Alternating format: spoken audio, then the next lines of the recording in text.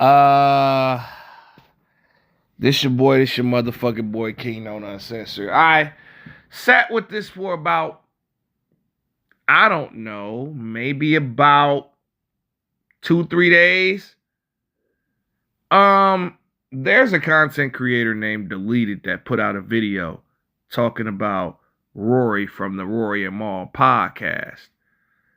But before we get to what's going on with him, I'm gonna just do like a quick little 60-second to 120-second preview, I guess, or a monologue, I should say, about Rory and Maul, because I always felt like Rory and Maul worked the best with Joe Budden. I think that was the best combination of co-hosts that Joe Budden had. It's better than the current setup that they have now. And though I think that was just peak Joe Budden podcast, in my personal opinion. But once Maul and Rory branched out on their own, they had a good start, but then they just got boring and corny after a while. They got whack, especially Maul. Like, Maul just is very cringe. He's very biased and very, very uncomfortable to watch at times. And, so I guess this happened after, because there was an excerpt from their podcast or whatever, where all of them basically said that Clips Let God Sort Them Out should win all the rap category awards at the Grammys instead of Kendrick Lamar, even though they said that they know that Kendrick's probably going to win. And obviously Maul was biased, ain't want to give GNX his props for being a good album. Listen, man, even though I'm team Kendrick Lamar, I actually give Drake props, for making good music. I've always said that ever since Scorpion, Drake's been making whack-ass albums. But before Scorpion, right, Drake made a lot of good albums. And he makes good music in the beginning. But at the same time, it just don't hold no weight for me because I don't know what the fuck the nigga actually wrote. But, yeah, this is more than 120 seconds. But y'all get the gist. But they all said that Let God Sort Them Out should win over GNX, which, in some cases, I'd be cool with that, but I wouldn't be cool with that. You understand what I'm saying? I feel like Clips should definitely win for The Birds Don't Sing. Absolutely. Whatever category that's nominated in, I think that song should win. But other than that, it's another Kendrick award fest, man. It's the Kendrick Awards at the goddamn Grammys. I think damn near every category he's in, except maybe one, he's gonna win. That's just the bottom line. Because, 2025 was just Kendrick Lamar's year. And from what I heard, Kendrick Lamar fans dug up Rory's old tweets, and they contained multiple racist jokes. And, Deleted in the video said, okay, if these were from 2012, I completely understand. 2012, Twitter was a time. You just had to be there. You could say whatever you want, however you want. Like, I said some crazy shit in my old tweets. If you unearthed my old tweets, you'd be trying to boycott a nigga for sure. No doubt. Because I think I started my Twitter account in 2009 during the peak era of saying whatever the fuck you wanted to say, how you ever wanted you, but you won't find no racist jokes under my shit. But you'll find me saying some wild ass bullshit. Absolutely. But however, they unearthed some crazy shit about Rory, bro. And that was wild because, you know, in the deleted video, right? He made a lot of sense. He said that, you know, and I didn't know this. I didn't know Rory had a black wife. That makes a lot of sense. And, you know, and one of the tweets said tar baby. It was a tar baby joke. And tar baby is like top tier Hitler caliber racism.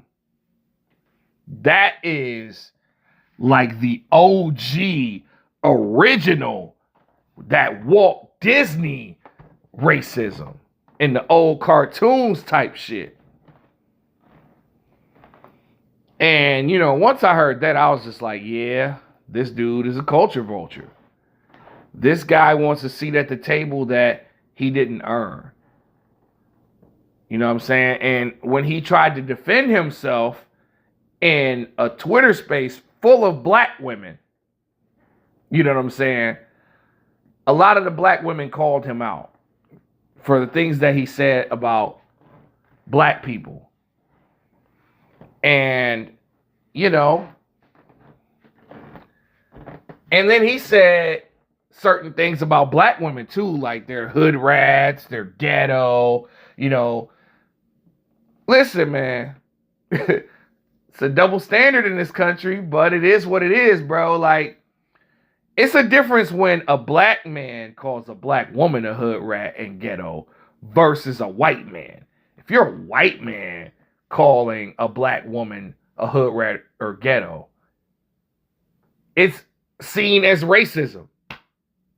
It's seen as, you know, your typical form of racism, whether you like it or not. You know, a white man calling a black woman a hood rat is going to be seen as racist, bro. Like, no matter what. It doesn't even matter. You know, it's levels. It's a difference.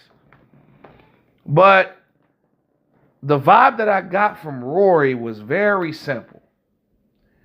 This is a person that wants to be black, right? But, or wants to be accepted by black people.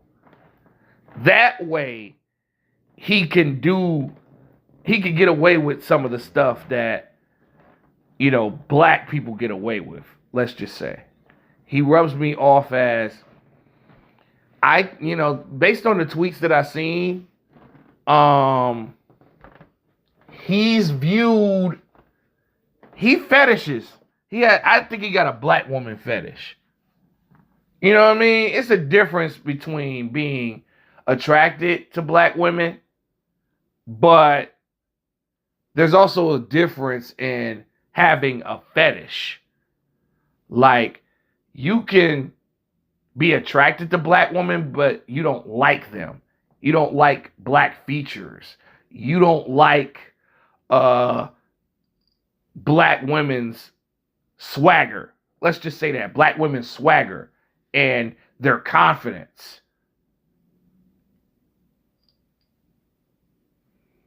You know, you see black women as an object and not a human. That's the vibe that I get from Rory, in my personal opinion.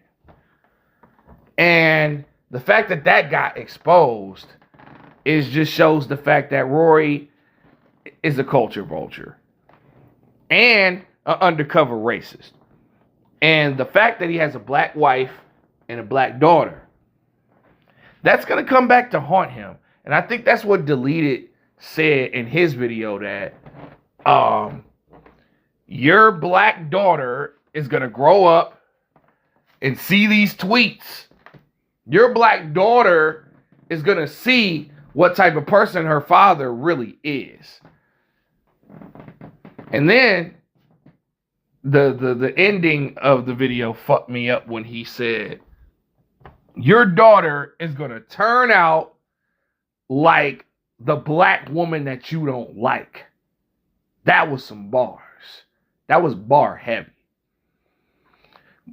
And then, of course, during the exchange with the black women on Twitter Spaces or whatever, of course, Maul was going to defend him because, honestly, I don't take Maul seriously as a man. Like, I don't take him serious as a man. So,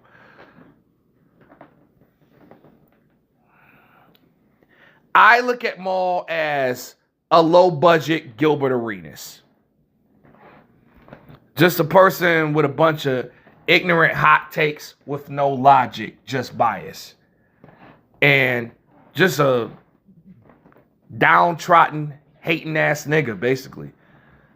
That's the way I look at Maul. So I don't take anything he says seriously.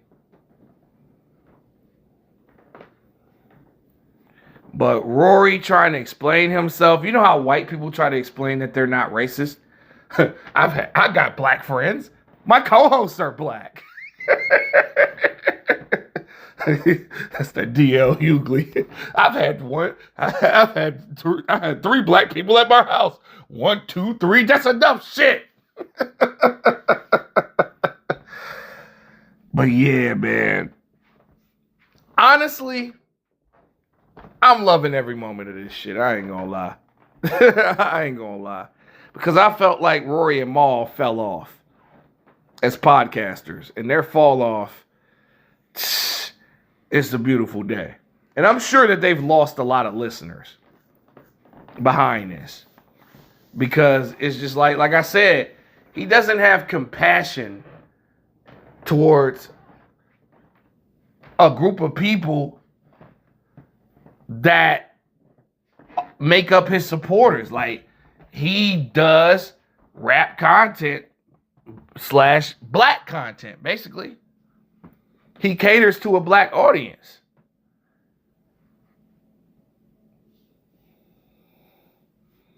Like, he thinks he's cool enough to say these things, but you just don't get a pass, bruh. It's like, Rory is your typical white person that wants a seat at the table when you didn't work to get at that table. And especially now, he'll never get a seat at that table. This is King Known Uncensored, and I'm out.